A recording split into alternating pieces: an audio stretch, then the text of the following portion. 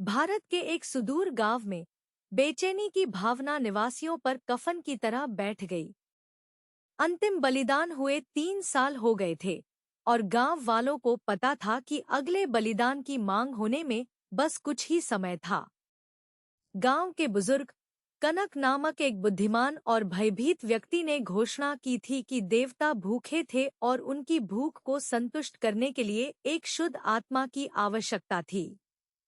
ग्रामीणों को पता था कि इनकार करने से उनके घरों और आजीविका पर आपदा आ जाएगी। वे हमेशा चुने जाने के डर में रहते थे। उन्हें गांव के बाहरी इलाके में स्थित प्राचीन मंदिर में ले जाया जाता था, जहां अंधेरे अनुष्ठान होते थे।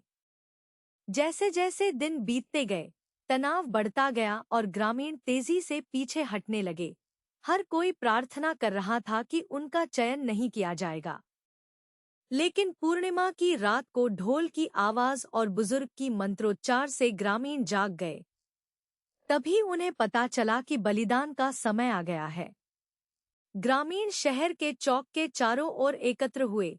उनके चेहरे केवल टिमटिमाती मशालों से रोशन थे जो जमीन पर भयानक छाया डाल रही थी। चौराहे के केंद्र में एक युवा लड़की खड़ी थी। जब कनक ने अनुष्ठान शुरू किया तो उसकी आंखें डर से चौड़ी हो गईं।